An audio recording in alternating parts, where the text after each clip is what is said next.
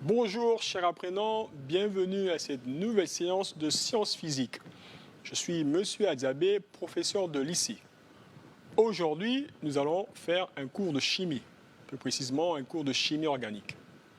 Donc on va aborder la suite de la séquence précédente, donc, qui portait sur les acides carboxyliques et leurs dérivés. Donc au terme du cours précédent, nous avons étudié les acides carboxyliques. Nous avons étudié deux dérivés, notamment les anhydrides d'acides et les chlorures d'acide. Aujourd'hui, nous allons étudier deux autres dérivés. Donc, à l'issue de ce cours, l'apprenant doit être capable de définir une amide. Il doit être capable de donner la formule générale d'une amide, ainsi que son groupe fonctionnel. Il devrait être capable de nommer quelques amides. Il doit être capable d'écrire l'équation bilan de la réaction de l'acide carboxylique avec l'ammoniac. Il doit être capable d'écrire l'équation bilan de la réaction du chlorure d'acide sur l'ammoniac.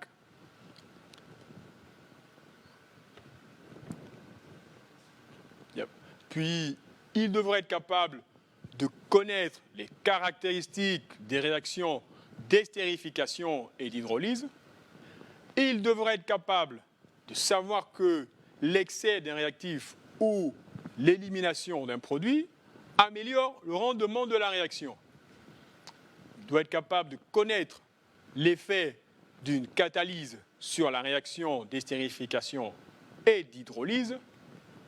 Il doit savoir que l'hydrolyse basique des triesters, notamment les acides gras, donne du savon.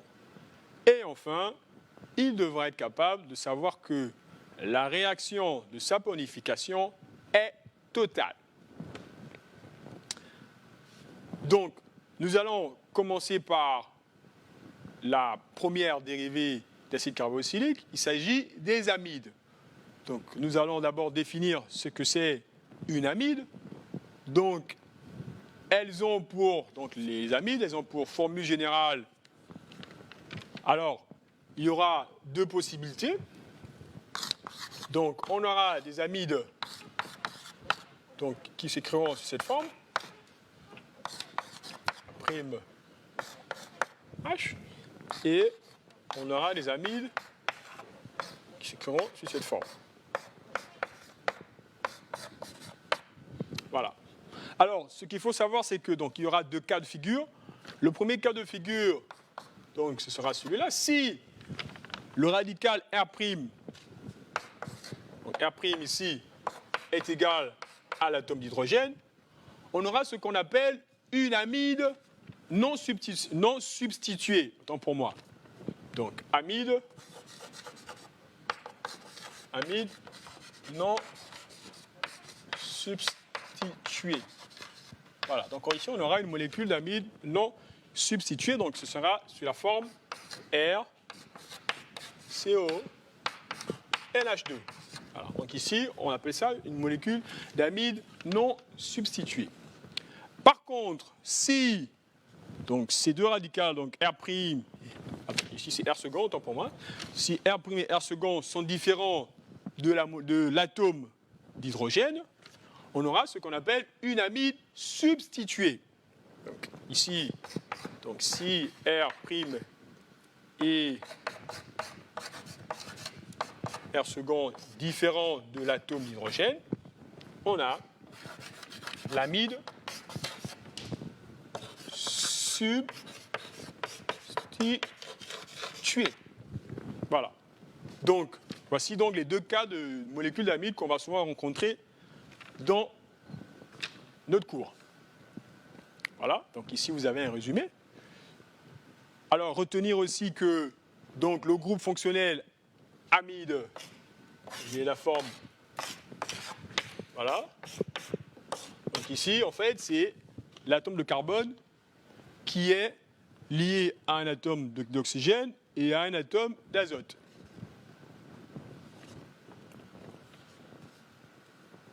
Voilà, donc ici, c'est le groupe fonctionnel des amides. Ensuite, comment obtient-on une amide? Alors, pour obtenir une amide, on a plusieurs possibilités. Alors, soit à partir d'un carboxylate d'ammonium.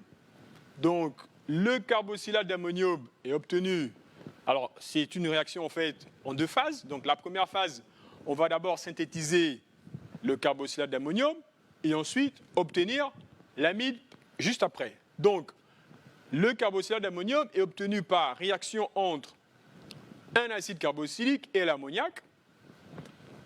Donc, je vais écrire tout sur le tableau.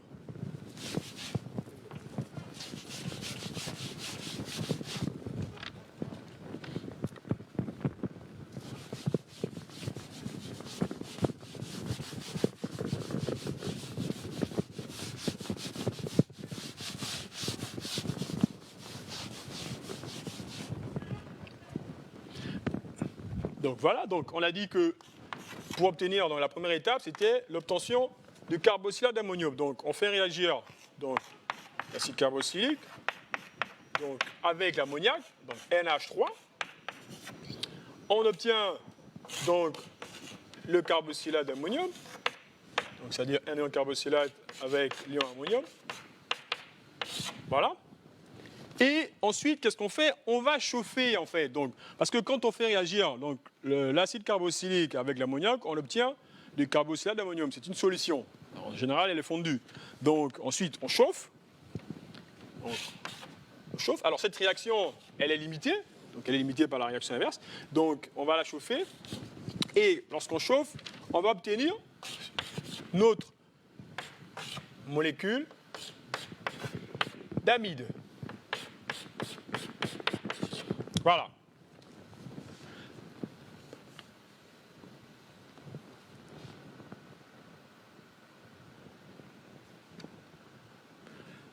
Alors, plus la molécule d'eau. Donc, j'ai mis la molécule d'eau.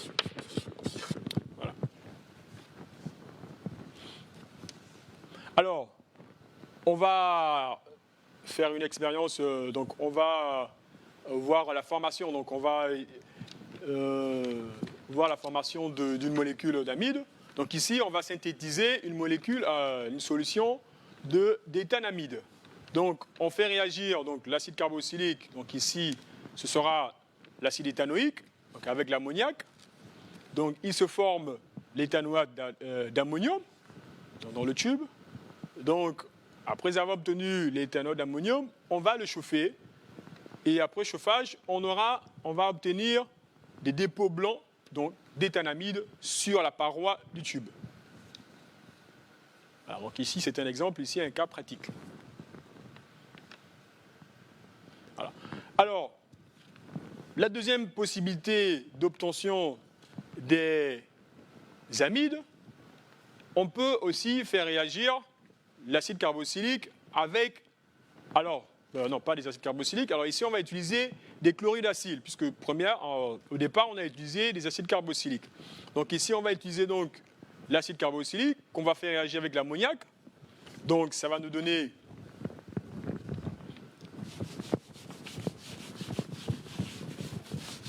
alors on aura deux cas de figure.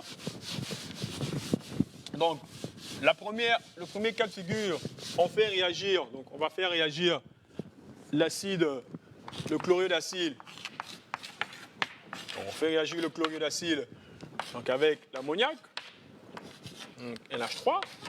Donc on va obtenir ici, une amide non substituée. Voilà, plus.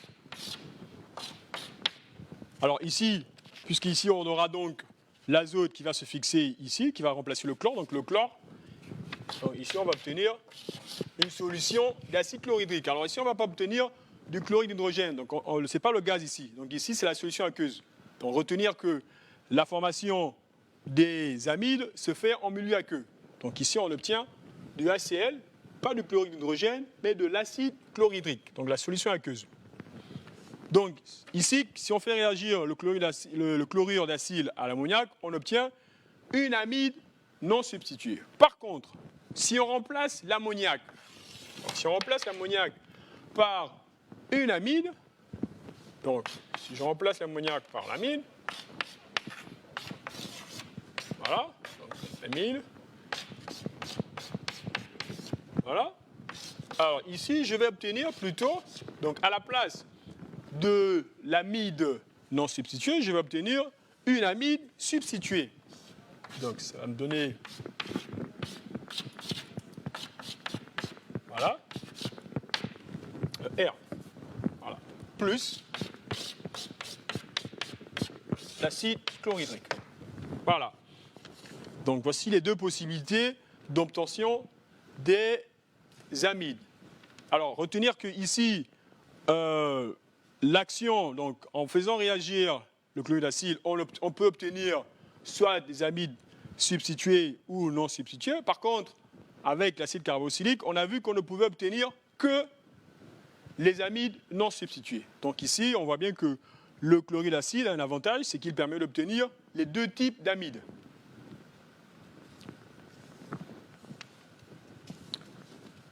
Voilà. Donc ici, vous avez les deux équations bilan. Donc il faut retenir que la réaction peut également se dérouler en utilisant les anhydrides d'acide à la place des chlorures d'acide. Donc ici, on peut remplacer les chlorures d'acide dans nos équations par des anhydrides d'acide et obtenir le même résultat, c'est-à-dire soit des amides non substitués ou des amides substitués.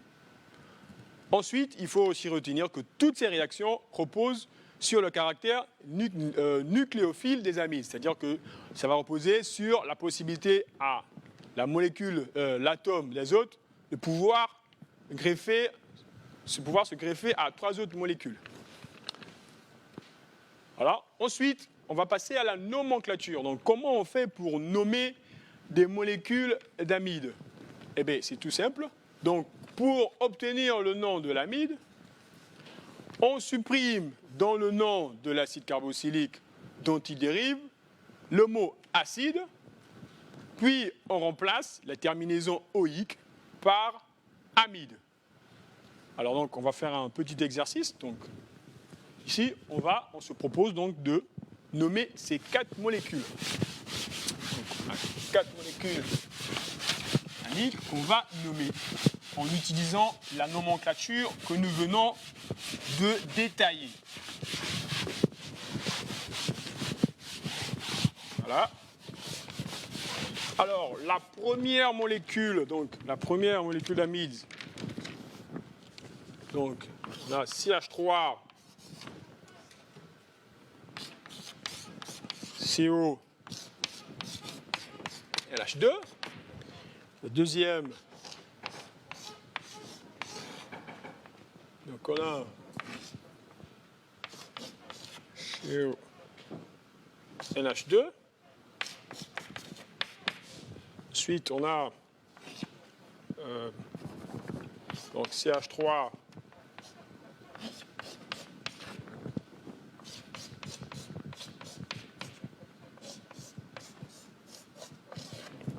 voilà. Et enfin, on a CH3, CH2, CO.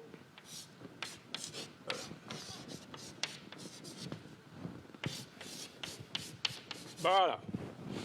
Alors, donc, en utilisant la nomenclature que nous venons de détailler, donc la première molécule, donc ici, comme on le voit très bien, c'est une amide non substituée. Donc, ce sera, donc ici, on a deux atomes de carbone.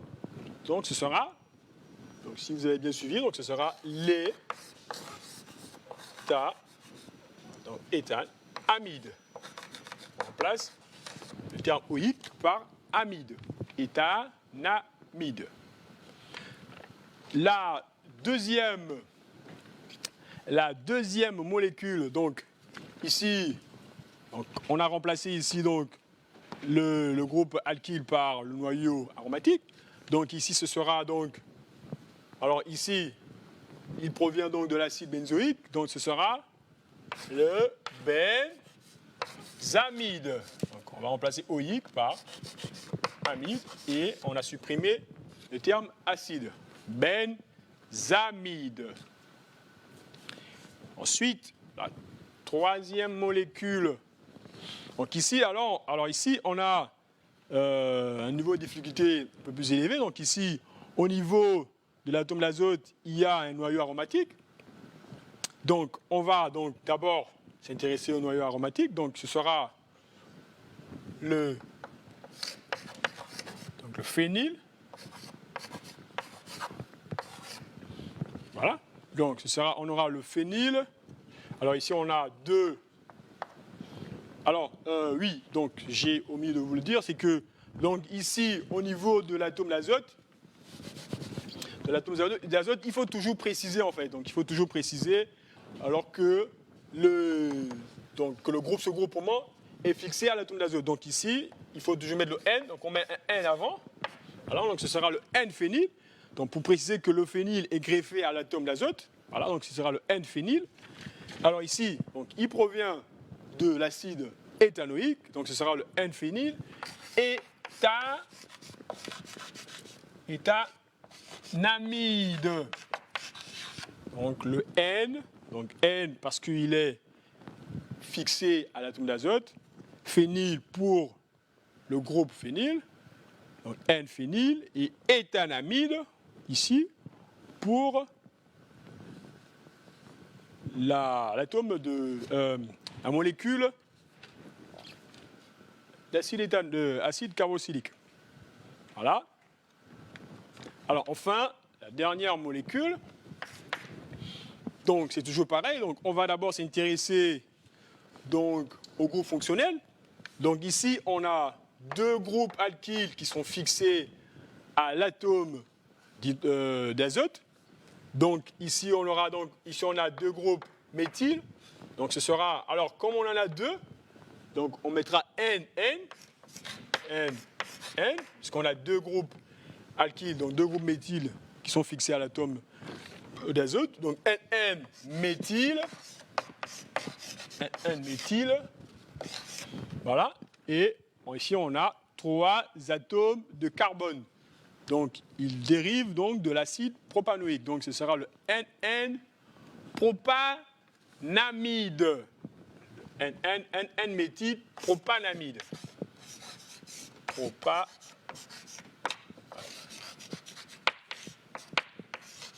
Namide. Voilà. Donc j'espère que vous avez bien assimilé. Voilà. Donc vous avez devant votre écran donc, les solutions.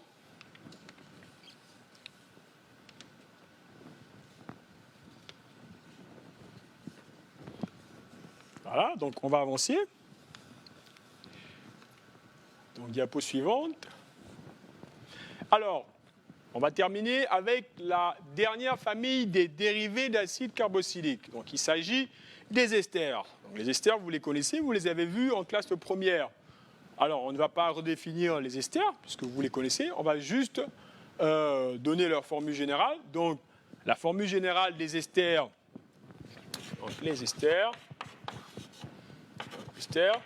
donc la formule générale, c'est R, CO, R'. Donc ici, alors ce qu'il faut retenir ici, c'est que le R ici, ça peut être un atome, ça peut être un groupe alkyle, un groupe aryl, un atome d'hydrogène ou une chaîne carbonée insaturée. Par contre, le radical ici, donc ici le groupe R', alors c'est soit un groupe alkyle, un groupe aryl ou une chaîne carbonée saturée, mais pas un atome d'hydrogène. Parce que si on remplace le R' par un atome d'hydrogène, eh bien ça va devenir devenir un acide carboxylique.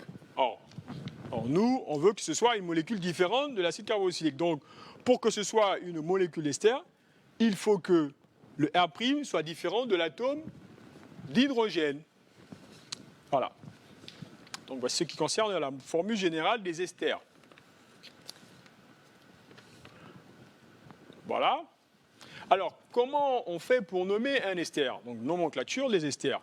Eh bien, c'est tout simple. Donc, pour obtenir le nom de l'ester, on supprime dans le nom de l'acide carboxylique dont il dérive, dans le mot acide, on remplace la terminaison oïque par OAT, puis on ajoute le nom du groupe alkyle R second, donc précédé de. Donc on va se proposer de déterminer, donc on va déterminer les noms de ces trois molécules d'ester. On va déterminer la nomenclature.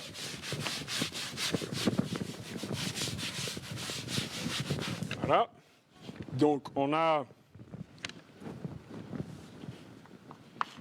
H3.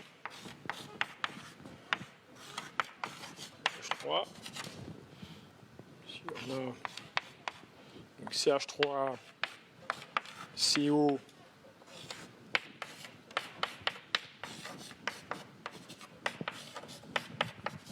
Voilà. Ici on a CH3, CH, CH3, CH2, CO. Voilà, CH2, CH2 et CH3. Voilà, donc on se propose de déterminer les noms de ces trois molécules. Donc, en respectant la nomenclature que nous venons d'énoncer, donc ici, donc on aura ici, donc ce sera le méthanoate, puisqu'il provient de l'acide méthanoïque. Donc ce sera le méthanoate.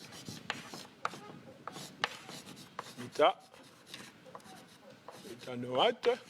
Alors ici, donc la ramification ici, donc c'est le méthyle. Donc ce sera le méthanoate de méthyle. Méthanoate de méthyle. Méthanoate de méthyle. Ensuite, la deuxième molécule, donc c'est, ici il provient de l'acide éthanoïque, donc ce sera l'éthanoate. Éthanoate. Alors ici, on a deux groupes alkyles. Alors, donc on a ici l'éthyle et le méthyle. Donc ce sera l'éthanoate de méthyle. Méthyle, éthyle. Éthyle, ou bien encore éthanoate d'isopropyle.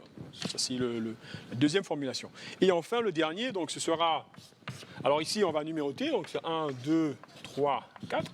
Donc ce sera le 3-méthyle. Donc ce sera le 3-méthyle. Alors ici, il provient donc de l'acide butanoïque, donc le 3-méthylbutanoate. Le 3-méthylbutanoate, ici, de propyle, puisqu'ici, le groupe alkyle, c'est bien le propyle. On a 3 atomes de carbone, donc de propyle. Voilà. Donc, voici en ce qui concerne la nomenclature des esters.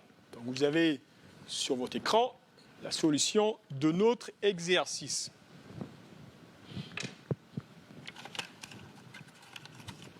Voilà, alors, nous allons passer à l'étude d'une réaction d'estérification. Donc ici, vous avez le dispositif expérimental. Alors, juste retenir que cette réaction, en fait, c'est un chauffage à reflux. Donc, alors ici, pour l'expérience, on a utilisé donc, de l'éthanol. Donc, on a fait réagir de l'éthanol avec de l'acide éthanoïque en présence d'un catalyseur, donc l'acide sulfurique, et de la pierre de Ponce, qui est en fait un régulateur d'ébullition. Voilà, donc ça, c'est le dispositif d'expérience. Alors, on va faire donc une étude. Alors, on va étudier l'évolution de la quantité d'acide donc, au cours de la réaction, donc au cours du temps. Voilà, on va étudier la quantité d'acide en fonction du temps. Alors, qu'est-ce qu'on constate? Alors, on a donc 3 cas de figure. Alors, on a la courbe en orange. Ici, la réaction se déroule à 60 degrés Celsius. On a la courbe en vert. La réaction est à 100 degrés Celsius. Et enfin, on a la courbe en violet. Ici, on est à 80 degrés Celsius, mais en présence d'un catalyseur. Alors, quelles sont les interprétations qu'on peut faire? Alors ici, on remarque que quand on compare 60 degrés et 100 degrés, alors on constate qu'à 100 degrés, il atteint plus rapidement l'état d'équilibre. En fait, alors, l'état d'équilibre, c'est lorsque on atteint la quantité d'acide sur 3. Donc lorsque la quantité d'acide est divisée par 3. Donc quand on est à 100 degrés Celsius, on atteint plus rapidement l'état d'équilibre. Par contre, quand on est à 80 degrés Celsius, alors en principe, on ne devrait pas atteindre l'état d'équilibre plus rapidement. Mais on constate qu'à 80 degrés Celsius, en présence du catalyseur, l'état d'équilibre est atteint plus rapidement. Donc, on va faire les interprétations un peu plus tard. Diapo suivante. Alors ensuite, on fait le même constat lorsqu'on étudie la quantité d'ester, donc c'est-à-dire les produits. Donc, on constate ici que lorsqu'on augmente la température, on atteint plus rapidement l'état d'équilibre et qu'en présence du catalyseur, l'état d'équilibre est atteint plus rapidement. Donc, quelles sont les interprétations que l'on peut faire? Diapo suivante. Donc, alors, les caractéristiques, donc il faut retenir que l'estérification et l'hydrolyse des esters sont des réactions inverses l'une de l'autre. Elles présentent toutes les deux les caractéristiques suivantes. Donc, retenir que la réaction d'estérification et d'hydrolyse, ce sont des réactions lentes, athermiques et limitées. Donc, voilà. Ensuite, la présence d'un catalyseur ne modifie pas leurs limites, mais elle permet simplement de l'atteindre plus rapidement. Alors, que l'on parle d'un mélange équimolaire, c'est-à-dire que si on va d'un mélange à quantité égale d'acide et d'alcool, ou d'un mélange équimolaire d'ester et d'eau, donc ça c'est pour le cas de l'hydrolyse, l'état final est le même. Donc, les deux réactions, c'est-à-dire estérification et hydrolyse des esters, forment donc un équilibre chimique. C'est pour ça qu'on parle d'équilibre chimique. Donc, diapo suivante. Voilà. Alors, quels sont les facteurs qui influencent la composition du mélange à l'équilibre? Donc, le premier cas, c'est la composition du mélange initial. Donc, l'excès d'un réactif permet de transformer plus totalement le réactif en défaut. Donc, exemple, si on mélange 5 moles d'acide éthanoïque avec 1 mol d'éthanol, qu'est-ce qu'on constate? Alors, à l'équilibre, on va obtenir 4,05 moles d'acide éthanoïque et 0,05 moles d'éthanol. Donc, l'éthanol est pratiquement consommé. Voilà. Ensuite, le deuxième facteur qui permet de modifier l'état d'équilibre, c'est la classe de l'alcool. Alors, qu'est-ce qu'on constate? Alors, si on mélange 1 mol d'acide et 1 mol d'alcool, donc à l'équilibre, si l'alcool est primaire, on va obtenir à l'équilibre 0,67 mol d'ester. Par contre, si l'alcool est secondaire, on va obtenir 0,60 mol d'ester. Et enfin, si l'alcool est tertiaire, on va obtenir 0,05 mol d'ester. Donc ici, on voit que la classe de l'alcool modifie le rendement de l'état d'équilibre, donc le rendement de la réaction. Ensuite, comment on fait pour déplacer l'équilibre? Alors, on peut éviter la réaction d'hydrolyse, c'est-à-dire la réaction inverse, en enlevant l'eau ou l'ester au fur et à mesure de sa formation. Donc, cela permet d'améliorer le rendement de la réaction d'estérification. Alors, ensuite, on a l'estérification indirecte, donc à partir de dérivés d'acide carboxylique. Donc, dans une réaction d'estérification, si l'on remplace l'acide carboxylique par un chlorure d'acide ou un anhydride d'acide, la réaction d'estérification présente des nouvelles caractéristiques. Alors, tout simplement retenir que lorsqu'on fait réagir un anhydride ou un chlorure d'acide avec de l'alcool, la réaction est totale et elle permet d'obtenir des esters. Voilà, donc ces réactions-là, contrairement à l'estérification directe, ces réactions-là sont totales. Alors vous avez les équations bilan juste en bas. Diapo suivante. Voilà, donc ce procédé est utilisé industriellement pour préparer l'aspirine en faisant réagir l'anhydride éthanoïque et l'acide salicylique. Voilà. Alors enfin, pour terminer, on va terminer avec la saponification des esters. Alors qu'est-ce que c'est la saponification? Eh bien, c'est tout simplement la réaction d'un ester avec des ions hydroxyde. Donc en général, on va faire réagir l'ester avec l'hydroxyde de sodium ou l'hydroxyde de potassium. Et on va obtenir un carboxylate, un ion carboxylate et un alcool. Voilà, donc les caractéristiques de cette réaction. Alors, juste retenir que la saponification des esters est une réaction lente, mais totale. Donc, pour accélérer, on la réalise à chaud. Voilà, donc application. Donc, si on utilise dans la réaction de saponification des corps gras, notamment les esters d'acide gras, on obtient des savons. Donc la réaction de saponification permet de fabriquer du savon. Nous voici arrivés au terme de notre séance. J'espère vous avoir entretenu, j'espère vous avoir édifié pendant ce cours de chimie. Alors surtout, n'oubliez pas de respecter les gestes barrières et de rester chez vous. Donc je vous dis à la prochaine et à bientôt.